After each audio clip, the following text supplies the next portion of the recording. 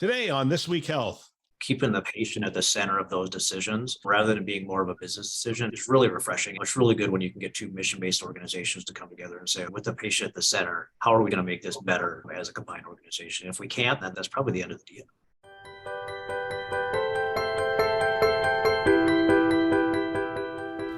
Thanks for joining us on this special Keynote episode of This Week Health Conference Show.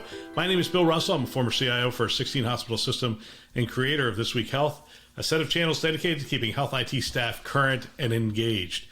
For 5 years, we've been making podcasts to amplify great thinking to propel healthcare forward. Special thanks to our Keynote show sponsors, CDW, Rubrik, Sectra, Trellix, for choosing to invest in our mission to develop the next generation of health leaders. We have a special episode for you today. We have pulled our January webinar where we talked to 3 CIOs about their priorities for 2023. We've gotten so much demand to have this out there for people to listen to that we decided to put it into a Keynote episode for you to hear. And here it is. Now, on to the show. We're going to get right into it. If you are following me on LinkedIn, you know that I do a LinkedIn poll every Monday.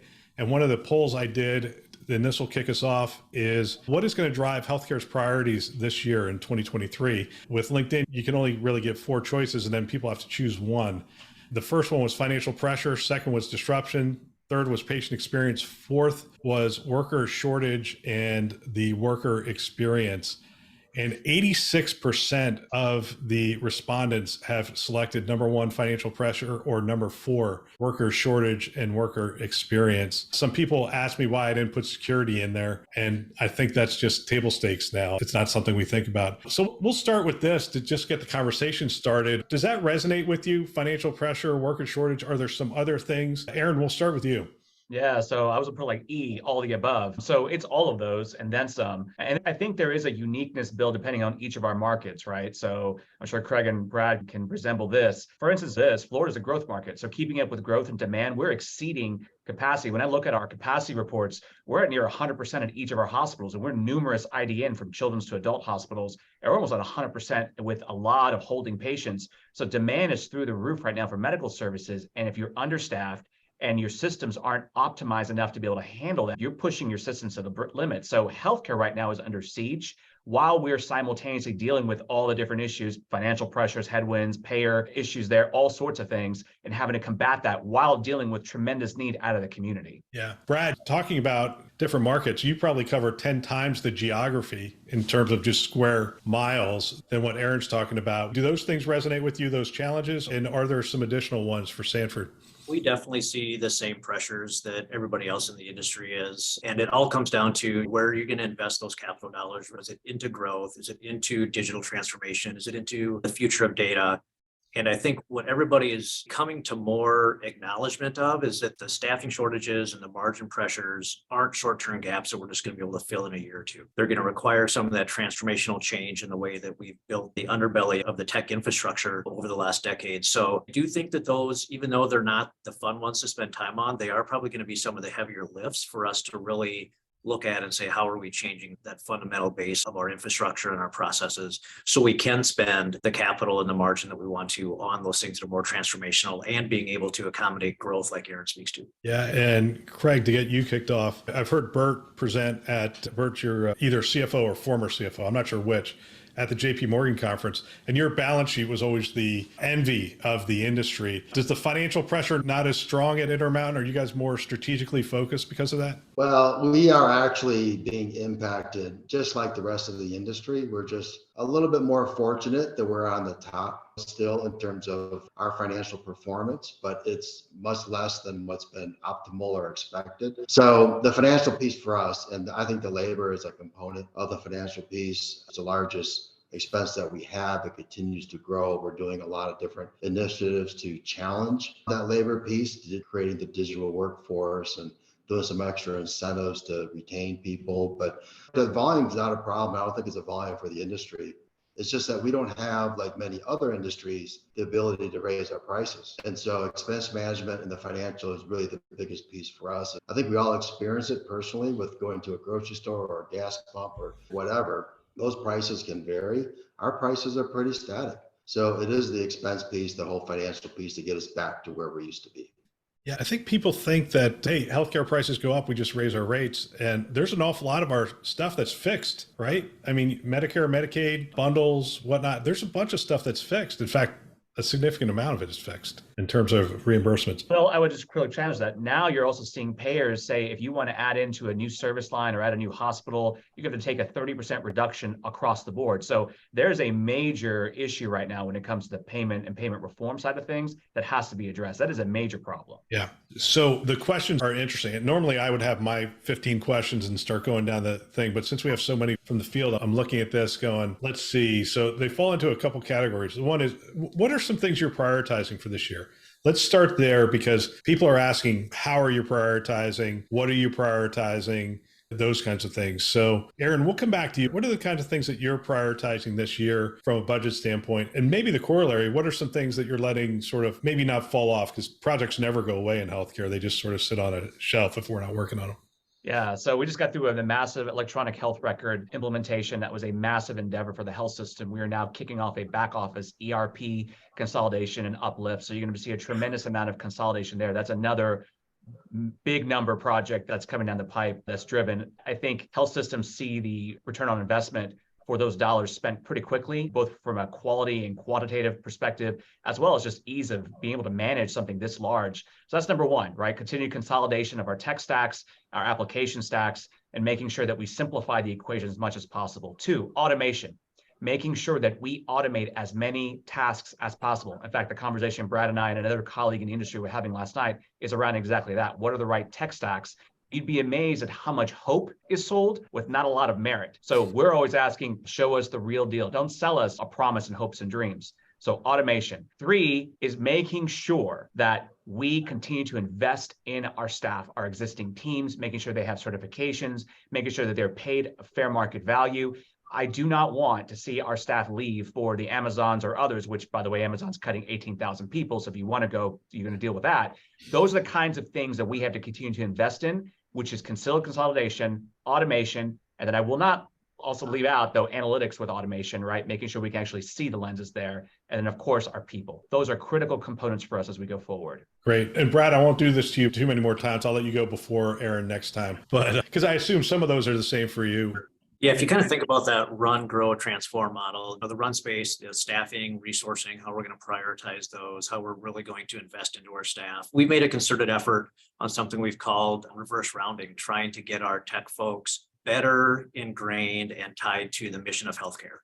So we have monthly sessions to all of our staff are in a required session. When we bring in an ER nurse or a lab tech or a rad tech and have them just talk about their day in the life of and where that intersects with technology. And it's been really positive. And we're just trying to make sure that there's a connection for those that want more of that meaning and the mission in their work. And we do think that has a good impact on attrition. From the growth space, we're in the midst of evaluating some different merger and acquisition activity, as well as expansion of our virtual care. So we're really fortunate to get a philanthropic gift of $350 million to really push virtual care deeper into rural health and bridging some of that access divide. So that growth, is maybe a little bit different than the growth that Aaron is experiencing, but it's something that we're definitely pushing into. From a transformation standpoint, automation is key. Completely agree with what Aaron was talking about there. Whether it's clinical or it's on the infrastructure side, we're probably a little bit behind in it, to be honest with you. And we need to build up that skill set, build up that talent, and just the mindset of automate first rather than building and designing something to automate later. And then digital priorities, trying to figure out where that does fit in the mix. I think the industry as a whole is trying to figure out what does patient experience mean? What does digital front door mean? And really figuring out where those key investments are going to be to make the difference. So we're maybe pausing a little bit to make sure that we've got our priorities straight in that space before we're dumping a bunch of priorities in there. But second half of the year, we'll definitely see that pick up quite a bit, I would say. It's interesting. The automation journey doesn't start with a tool. It starts with the people. No reason to buy a car for somebody who's 12 years old, right? You've got to teach them how to drive. You have to, those kinds of things. So if you don't have the skill sets internally on these new automation tools, I think sometimes when vendors are listening to this, they're like, why don't they just buy my tool and put it in? They can do automation. It's like, time out. Somebody's going to have to put it in. Somebody's going to have to understand it. Somebody's going to have to program it. Somebody's going to have to bring the workflows to it and all that. Anyway, I'd throw that off as a tangent because I hear that a lot of, why don't they just buy this thing? Definitely. The organizational change management aspect of that, I think, is not given enough because the tools are out there. I mean, the technology can be put in place. It's, do you have the resources and the mindsets and the strategies and the patience to build some of that and bypassing some other opportunities in the meantime? So the discipline and making it a priority is probably a bigger impact than the technology. Craig, how about you? What are you prioritizing? Yeah, we already talked a little bit about the financial pieces. So certainly efficiency and some of the things that have been mentioned in terms of how to kind of do more with less, and the RPAs and the automation and the digital work. Those are all things that are really to help us become more efficient.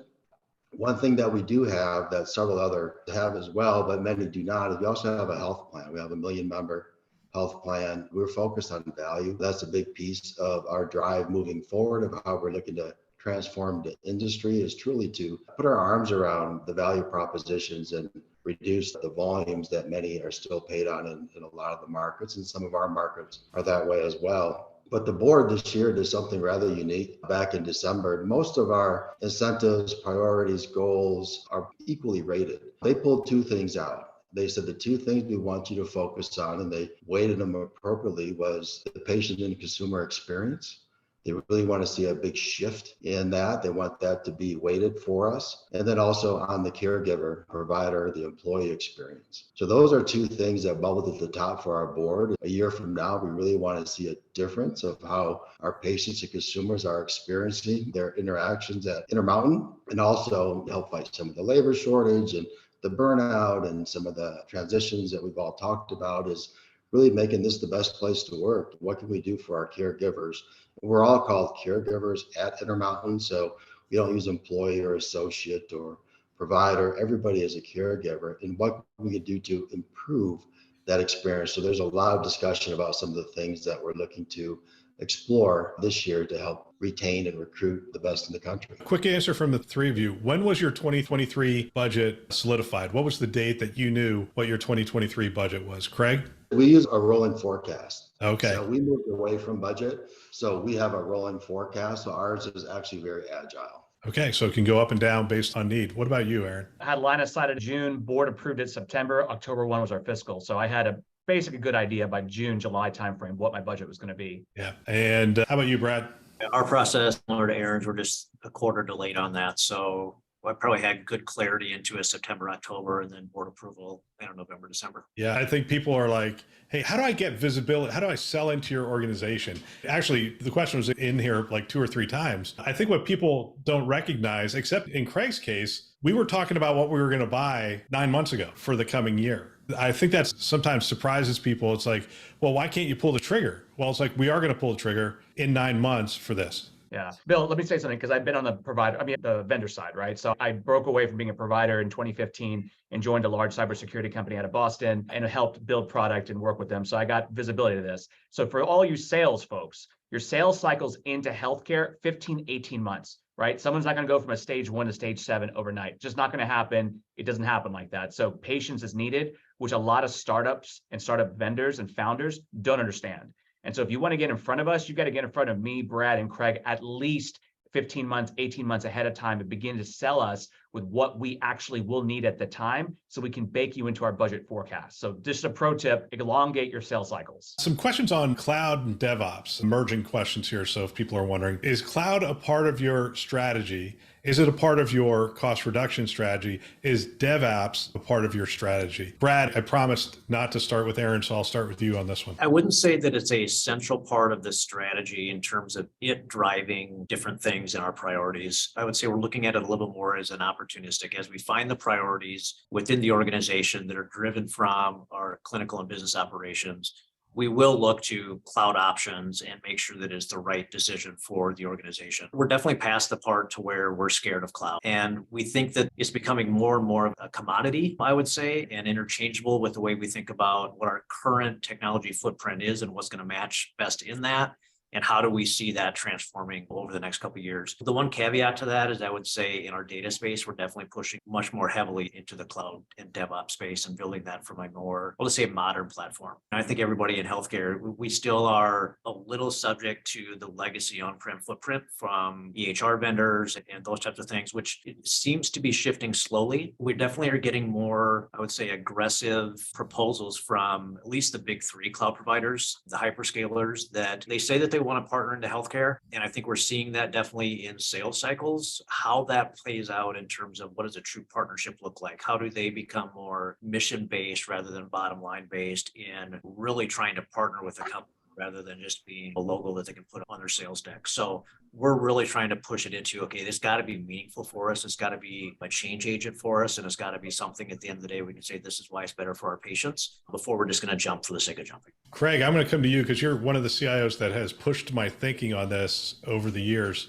I just want to be clear, not that cloud is driving the health system strategy, but cloud and DevOps as a part of an IT strategy. Yeah, what I like to say with cloud now is years ago, I think it was a strategy. I think it had some ways to differentiate yourself from others. And by having that kind of more advanced and progressive technology today, I think it's just more of a tactic. It's not a strategy. Most of us, I can't remember, maybe Brad and Aaron can, but I go back to 5, 6, I can't remember when I've ever purchased an on-prem application anymore. They just all cloud-based, cloud surfaced. I have some of the same struggles as Brad with some of the historic stuff that we're going to be migrating and moving out, but those happen when the financials work out to happen that way. So I don't see it as a strategy anymore. I think it used to be, just like mobility is not really a strategy. It's kind of a given. They're table stakes. Those are things that you do that are just part of your portfolio and the services that you deliver. I do think some of the DevOps type stuff that we're doing and others are doing are starting to move yourself a little bit more into a piece that can differentiate you from others. The comments that was sent out had to talk about how some of the core systems that we have. And there's a part of me that certainly believes that we're all driving pretty much the same vehicle. It's just who's going to be the better driver. It's kind of like a NASCAR race, or you can pick what other thing that you want, but we all are driving pretty much the same vehicle, but who can drive it better than others? And I do believe that the last thing I'll say on this topic, we shouldn't really compete on data. That whole thing about interoperability, we should all have the same data about every patient, every provider, every consumer. It's just what you do with the data should really make yourself different than others. But we shouldn't kind of hold or anything of that nature with that data. That should be really free flowing. It has not happened yet. I think you see it more certainly in financial services, a little more progressive, but the data they're sharing is really small.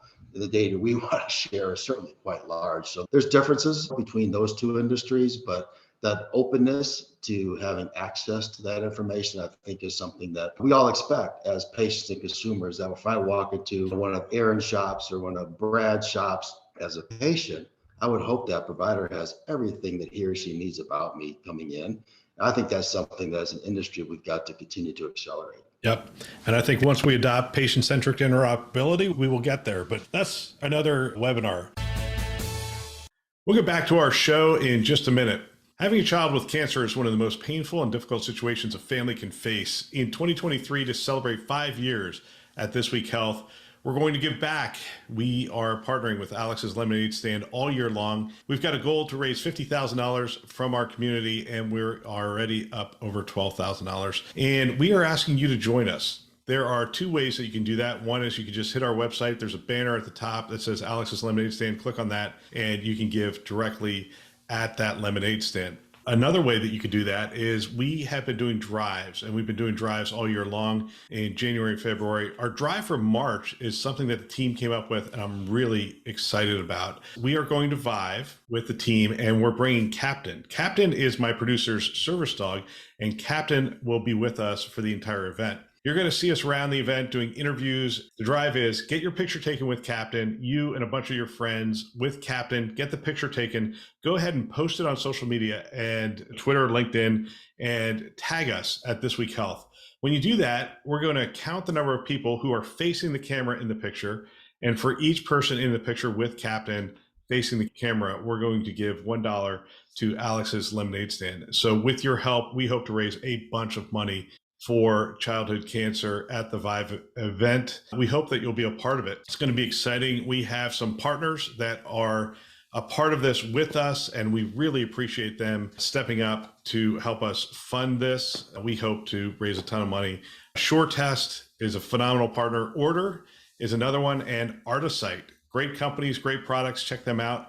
And we hope that you'll participate with us. And we look forward to seeing you at the Vive event. Now, back to the show. Aaron, I wanted to give you the chance to talk about DevOps a little bit. Yeah. So first, let me just throw a caveat and add on to what Craig was saying about data and cloud. So for the vendors out there, do not think you're going to come into a health system, guzzle up our data, and then go resell it on the back end, right? That is creepy. That is happening way too much, and it's got to stop. So Craig is absolutely right. We want to share data responsibly, right? So be responsible partners with us, and we'll be responsible partners with you. All right, so let's wanted to put that cap on that. Regarding DevOps, it's a tremendous focus point for us. We're doubling down on automation of infrastructure level, leveraging Ansible and other technologies. I have an entire DevOps team that also builds low-code applications. We have a couple of low-code platforms deployed to the organization. We're also teaching clinicians how to write their own low-code apps. I don't want to be in the business of writing their apps. They should be writing their own apps for them. We already have 5 apps successfully deployed that the nurses have written themselves. They asked for this. We taught them. They built it themselves. We sort of Sherpa them and help them, but it's all curated, it's all HIPAA protected, and it's very successful. So that's DevOps. The other side of this, which we should talk more about, is site reliability engineering, SRE. We have to get to certain observability levels so that we're actually watching apps real time, those API connections, and we know what's happening, where it's happening. We've set up an SRE team. We're in the process of making sure that every one of those APIs is monitored appropriately and responsibly. And that way we can restart transactions as they fail or hold vendors to account where necessary. You'd be amazed at how much surprise there is when you go to a normal common vendor and say, I need API access to figure out what your simple uptime is or what your latency is. And they look at you like you have 3 heads on or something because they're not used to being challenged by the healthcare provider community. Guess what? We're acting more and more like the Netflix and Facebooks of the world. So you have to play ball with us and have that level of granular resolution. Wow. There are some questions on interoperability and integration. I'm not going to have all 3 of you answer all these questions. I'm going to throw out a question, and if you have a strong answer, I'd love to hear it. Can competing health systems see benefits to promoting community-wide interoperability? And Craig, I'll come back to you since you brought it up. I did a podcast with Intermountain, and I love the stuff not only they're doing in terms of data sharing, but also data sharing across the social determinants with the United Way, with others, was really impressive. So I'll just go back to the question, can competing health systems see benefits to promoting community-wide interoperability? Yeah, I think if you always ask yourself the question, what's best for the patient? If you always put the patient first, that answer to that question becomes easy. We should not compete, again, about the data and what we have about that patient. The best interest of the patient is to have that data be free-flowing in a nice, secure environment, as Aaron put around it. But that has to be there. And I think competition for us and for hopefully many others in the industry, really to make sure that we don't compete on that data. The interoperability is part of the foundational structure of how we operate within our industry, and that we compete on other things outside of that, the experience, promotion, all the different pieces that we're talking about before. I really think that competing health systems should promote and push interoperability so they compete on the right stuff. And that right stuff is not about the data. Interoperability should be a foundational element of our work. When you look at the things about the social determinants of health and things of that nature, and things that we know that are certain characteristics about our patients or our consumers or our future patients, those things again should be free flowing and available, so that if you're the patient, no matter which organization you go to, that organization has the most amount of data that he or she needs to better take care of you. I think many of us know that the medical pieces that we're focusing on is maybe 30 to 35% of what you need to properly treat a person. And the rest of the information, again, should be available and shared, and that we do compete on things that are much different than what today some people would say they're competing on. Yeah. And just so people know, this is not only a CIO decision on how data is shared and whatnot. There's an awful lot of people involved. But the next time I have you and Donna in a room, I'm going to hold you two accountable to seeing how much data is flowing between your 2 health systems, by the way. Yeah, we have a big children's hospital sitting on her campus, so absolutely. And this one I will have all 3 of you answer. Top clinical initiatives that are driving technology, or just top clinical initiatives. Now, again, I wouldn't go into, I mean, obviously there's a lot of them. Go into like one or two that are interesting that are technology related. Aaron, we'll start with you. Clinical initiatives. Yeah, so we're expanding our hospital at home programs. We had a very successful foray, especially during COVID-19 with COVID, long COVID, morphed to COPD, and a few other common conditions. We're expanding that because the demand in the Jacksonville and Southern Georgia regions are for that. That's one. The second one's around pediatric, particularly around mental health and mental well-being. So what you're seeing is a lot more care extended into the rural communities and into the home. Well, that changes the game because do I suddenly become like Best Buy Geek Squad supporting gear in someone's home? How does that work? What's that response look like? So it's almost like home health for IT in someone else's house. So how do you provide them cellular connectivity, other things, so you have a certain baseline for connectivity and raise a level of standard? The more acute the condition, the more real time that data has to be coming back into your systems. So we're in the process of working through all of that and stepping through that because it's a very successful business model for us and the demand is here in the community for it. Fantastic. Brad, clinical initiatives, driving technology.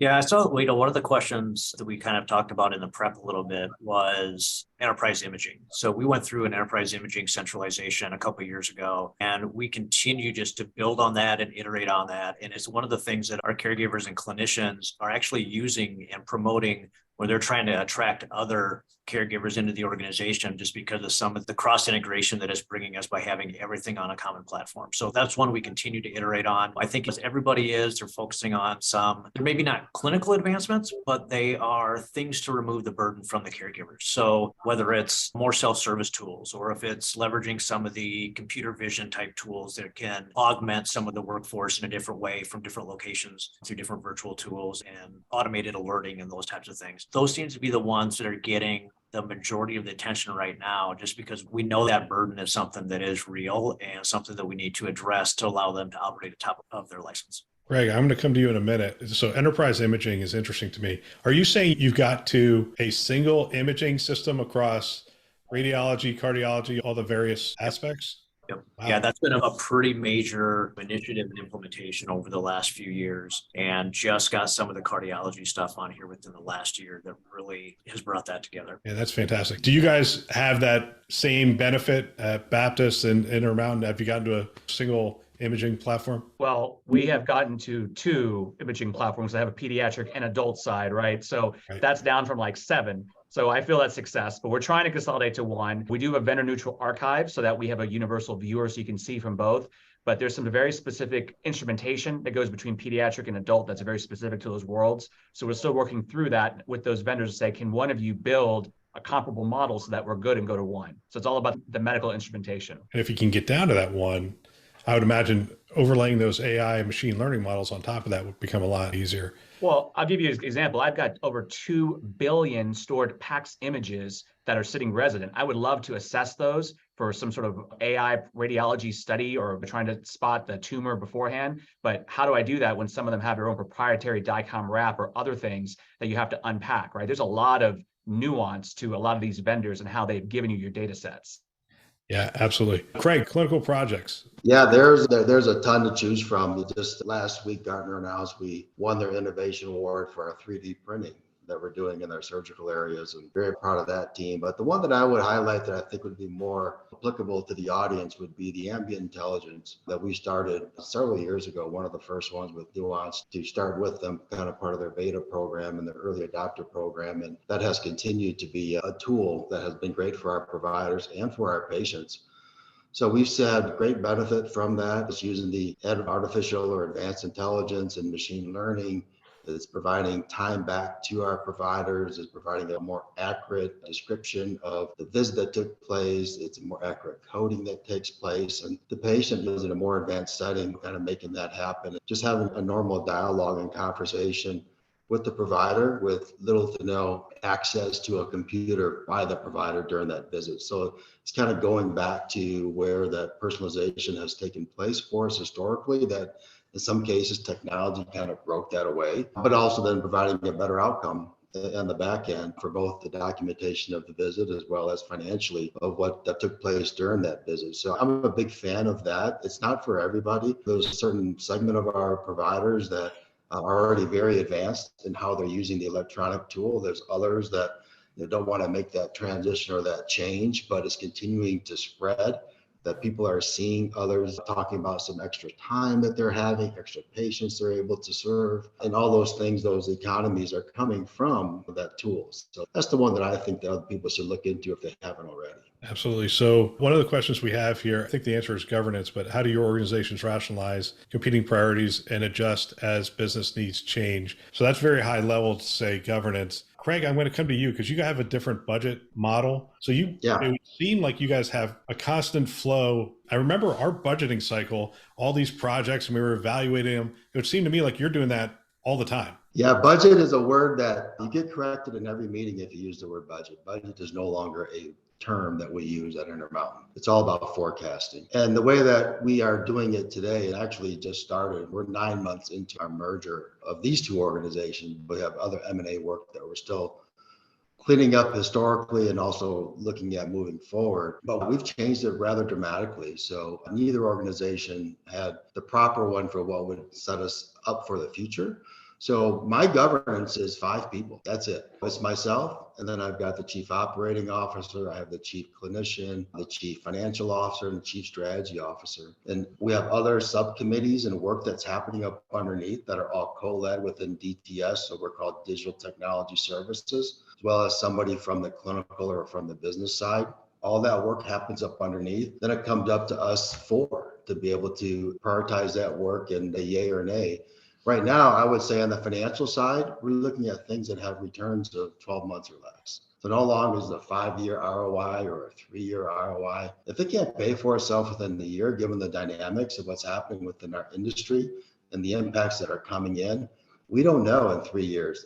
Odds are things are going to be much different than what they are today. So the assumptions you're building into a longer term return are really invalid in today's world. So we're looking at very fast types of implementations and returns on those investments. And that group of 5, the 4 that serve with me, that's what we're focused on. So ROI 12 months. I'd like to hit the other 2 gentlemen. ROI these days that you're looking at are outside of the EHR and the ERP. What are the typical ROIs you're looking at? Yeah, 12, 15 months usually is a no-brainer. 24 months, up to 24 months, you're pretty much going to get, okay, good to go. Beyond 2 years ROI, or at least break even, you really have to prove the point. Are you doing something else to help bring in top line growth, better EBITDA, more efficiency? What is it? And really work through that and then prioritize effectively. I will say a shortcut I have found, even with elongated return on investment calculations of performas, is tying it back to service line growth and how that will help grow as a knock-on effect your service lines. So have the business discussion first, then have that tech discussion if it's beyond 24 months. Yeah. Brad, do you guys have an ROI you're looking at? So the things that are getting prioritized and getting the attention are 12 months. There's enough of those that it's really kind of forcing us to think about things in much more of an iterative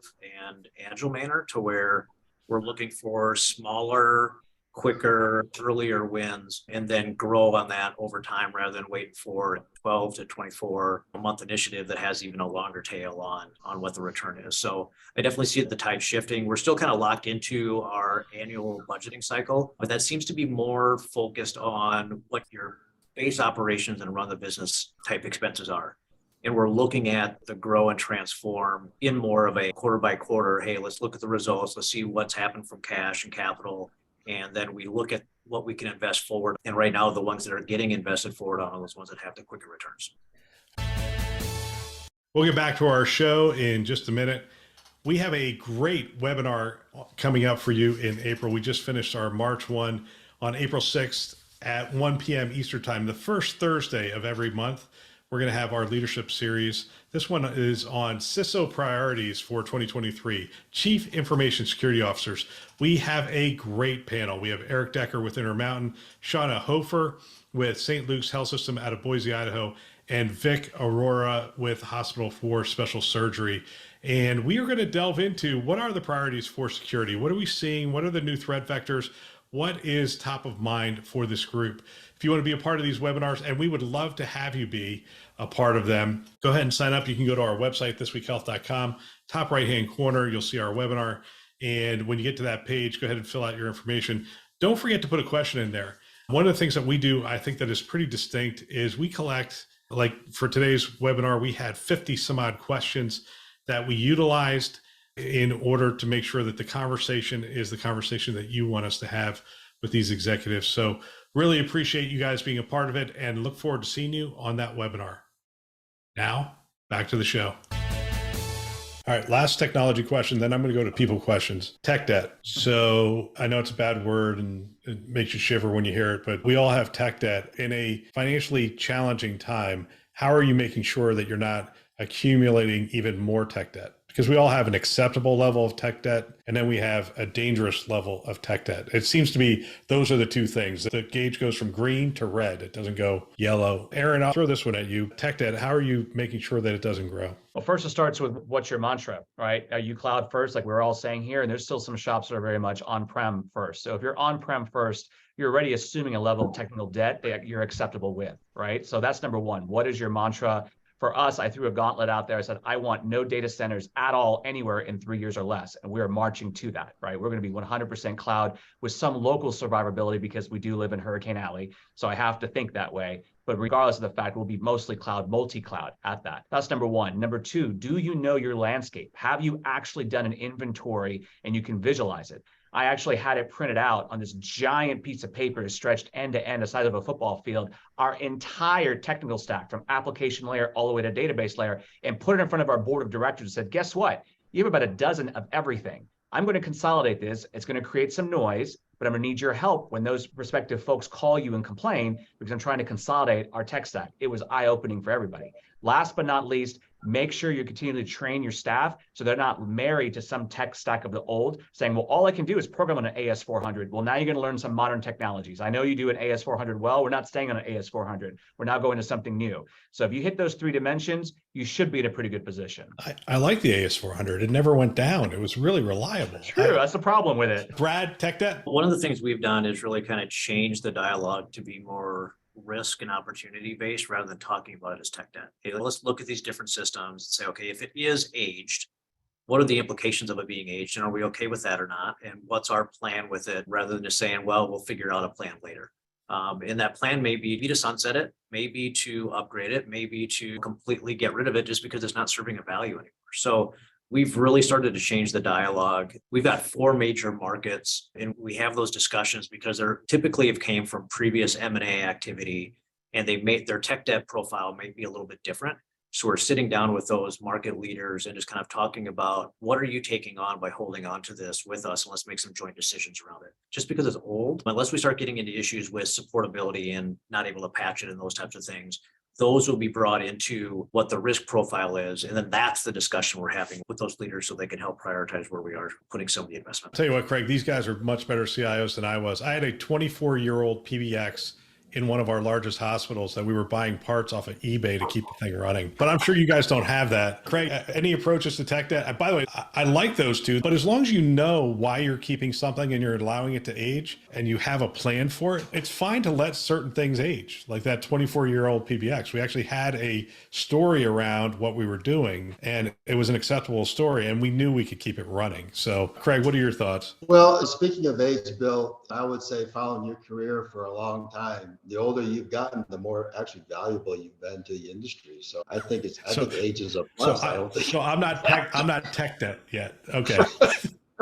No, but I would say 2 words. I would say simplicity and standardization. I think there's people that have grown up or raised or educated that complexity it's like, hey, let's make it simple. Let's stop making all this complexity that we built into not only within the technology area, but also within healthcare delivery or healthcare payer side of things. The simpler that we can make it, I think the better the outcome's going to be. And then the standardization, just remove all the variability. Similar to Brad, a big M&A shop. So we're always going to have that for a period of time, and at the right time, then we will continue to standardize. But that doesn't mean that we standardize on what was the standard yesterday. It may mean that something totally shifts to a whole new different technology because of the value contribution it's going to have, but we're going to spread that across all of our regions and all of our markets. All right. So are all of you thinking about application rationalization? I mean, is that like just absolutely mantra? We're simplifying this environment. We're reducing the number of apps. And I lied a little bit because I was going to talk about people next. Next question, I absolutely will. I want to talk about M&A. All of you have mentioned M&A at some point, and we've seen M&A strategies where organizations come together and 3 years later, they're finally having the discussion of which EHR are we going to go to. But we've seen that really morph over the last, I would say 12 months, 24 months to there's a playbook. It's like, hey, if we merge with an organization, this is what it will look like within 12 months. Is that a common approach at this point? I'm just going to throw this out. I don't know who to call on. Is that a common approach now to have a playbook and say, look, if we are going to do M&A, we know what our approach is to technology? I'll jump in first and let Brad and Aaron kind of go on top of me. But what I see right now, what we've done and what I think our future is, it's not the rip and replace that you've seen historically. It's just unaffordable. And the values that comes out of that, it's just not, there may be a right time to do some of that work, especially with the larger investments, but it's not just to do it. And so if you got, depending on what the depreciation cycle is, there's just a lot of factors and how much change management has already taken place with that organization, where they're already part of some M&A recently.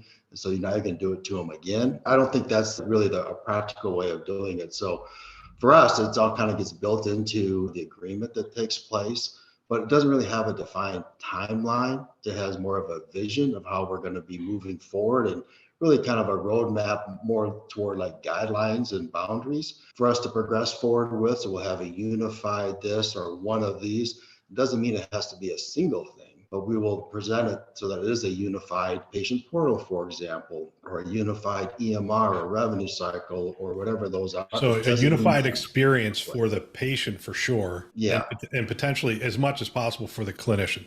100%. Those are the two things that our board has prioritized for us, and our M&A will support ourselves moving in that direction for those two initiatives.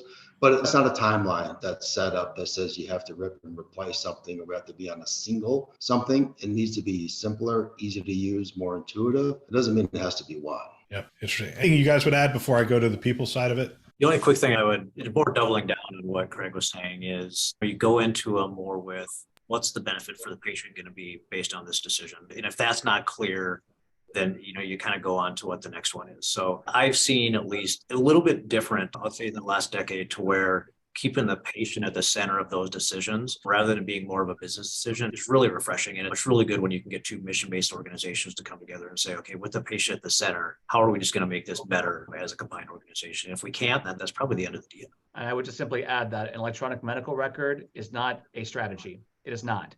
And I've heard too many times people say, oh, we'll just go put so-and-so EMR vendor in if you merge and you're good to go. Wrong. You're going to fail and fail miserably. So exactly what Brad and Craig have been talking about. It is about the patient first. Have that discussion with your executive team. Okay, what's the future of work from home? We saw Elon Musk take a few arrows through the holidays for not only getting rid of half of his staff, but also bringing the other half in, and a number of other myriad of mistakes that he made that they teach us in management school not to do. But regardless, he's not the only one who's bringing workers back. Goldman Sachs is bringing workers back. I've talked to a healthcare CIO in a major city who's bringing their workers back on specified days, 3 days a week, but 3 specific days. And we'll be here Monday, Wednesday, Friday, so that they get that collaboration. So we're seeing a little bit in healthcare. We're seeing it happen in banking a lot and some other industries. So this is probably a closing question. And I'd like each of you to talk about how you're thinking about culture, your people, and what the future is. And if you could throw in stuff about training as well, keeping them updated, that would be good. So it's a broad closing question for each of you. Aaron, you started first. I'm going to let you start first on the last question. Okay, no problem. All right. So my personal philosophy is if I expect you to work for Baptist, I expect to trust you emphatically. Where you work, how you work, I should be able to manage that with SMART goals and measure it effectively and know that you're getting a quality job done. Now, I also do believe that you need to come to site from time to time, interact with our caregivers, make sure you're around. There's some IT roles you just have to be here. If you're a desktop technician or part of our DSS team, until we have robotics roaming the halls, replacing computers, you're always going to have to be on site. So there's certain roles you can't really be remote, but let's call it for at least 60% of my staff, which it is today, they work from home or remote. They come in periodically, at least once a month for a couple of days a week. And they're able to work with folks around, shake hands, be able to build those relationships, because healthcare is a relationship-driven organization. I will say this. If you're planning to go whole hog on new technologies like site reliability engineering, observability, those people with those skill sets live across the country. And I'm not saying you can hire from every state, because some states have really funky privacy laws and others, but for the majority of the United States you want to hire from, that's where that talent lives, and you have to inspire abroad as well as you inspire locally. Have you lost anything in going with that approach? No, I actually haven't. I've actually gained a lot. I've gained a lot of culture. I've gained a lot of trust. I've gained skill sets quickly. And I've seen my staff not feel as beat down because they're not driving in their car stuck in traffic for forever. So from my perspective, it's been nothing but a net benefit. I will say it's TBD for healthcare though, because I do see a lot of the dovetails of wanting to be like Goldman Sachs, come back to campus, come back to campus. But I'm blessed with a good executive team here is very forward thinking and progressive. Not every health system has that. So your mileage may vary. All right, Brad, we'll let you go next, and Craig, you'll get the last word. For the most part, I agree with what Aaron's kind of speaking to. For a talent pool perspective, especially the upper Midwest, not being part of the major metro, we've got to have the flexibility for people to work from every corner of the nation. So that flexibility is key. There are those roles, like Aaron mentioned, that those are going to have to be on site for just local boots on the ground support. What I've really found interesting and what I'm hoping just continues to happen is an organic drive for teams to themselves say, I need to come back into the office for days or together. And what's interesting, like our network team, some of the most introverted group, they're coming in on their own because they're realizing how much they've lost in terms of just learning over the shoulder. What do I hear from the guy next to me? And just being able to quickly turn and have that higher fidelity dialogue. Slack and those things can take you a long way, but it's not the same as when you are in person. And I think our teams themselves are starting to see that. And if that is what drives them back in the office rather than me or some other leader saying that they have to be on a particular day, I think that'll just end up with a more productive end game. But regardless, we're going to have people that are in other states that are going to have to figure out how we combine it in with the team so that the team dynamic is something that we're having to spend a little bit more time on, just being intentional around how we're building that teamwork and how we're building the water cooler talk and those types of things for those that don't have the flexibility to come in. All right, Craig, last word on this, but if yours is very similar to theirs, talk about how you're going to keep progressing your team, how you're going to keep them on the cutting edge. Yeah, actually, I'm a little bit different. So we separate between leadership and non-leadership. Leadership is more on-site, non-leadership, not expected at all in many cases, unless it's some of the hands-on type work that was described earlier. Being in 8 states with 3 regions and a dozen markets, travel is required for a leader to be present and available and visible to a large part of the organization. Most of the organization doesn't have the option to be remote. They're on site. They're at clinics, they're in hospitals, they're in other types of centers. And so I think as a leader, you have to take that opportunity to support them by having a very similar type mindset. In terms of what you want to grow and how you want to develop and bring staff in, the last month I had something like around 20 new caregivers within my division. They came from 11 states and 3 countries. So there were 3 countries, US being one, and 2 other countries where I have caregivers that work within my hierarchy that are serving at Intermountain. And that brings a lot of diversity of thought, a lot of diversity in the way that they perceive things, also a lot of diversity in the working hours. So by not having everybody within the mountain time, but people across the country as well as across the globe, allows me to have people at different times of the day and different days of the week that are thinking hard when the rest of us might not be, and vice versa. So I think that brings a lot of diversity into play. And so the last thing I'll say was, I think your question on how do you grow and develop people. I like to say that you're responsible for developing yourself. I will provide you opportunities, but you have to take the initiative. And you have to be really self-serving with that. You've got to invest yourself. I'm not going to pull you along. You need to jump in. And those are the people that will continue to flourish within Intermountain. And for those that don't like that kind of speed and don't like that kind of outcome that's expected, it's probably not a great place for you to be. And so over time, we'll continue that with that culture. Fantastic. Gentlemen, I want to thank you. Brad, Aaron, Craig, thank you for spending your time and investing back in the community. It's greatly appreciated. And for everybody who joined us and listened, I appreciate it as well. Look forward to seeing everybody. Thanks, Bill. Bye. Thank you. I love the chance to have these conversations. I think if I were a CIO today, I would have every team member listen to a show like this one. I believe it's conference level value every week. If you want to support This Week Health, tell someone about our channels. That would really benefit us. We have a mission of getting our content into as many hands as possible. And if you're listening to it, hopefully you find value. And if you could tell somebody else about it, it helps us to achieve our mission. We have 2 channels. We have the conference channel, which you're listening to, and This Week Health Newsroom. Check them out today. You can find them wherever you listen to podcasts, Apple, Google, Overcast. You get the picture. We are everywhere. We want to thank our Keynote partners, CDW, Rubrik, Sectra, and Trellix, who invest in our mission to develop the next generation of health leaders. Thanks for listening. That's all for now.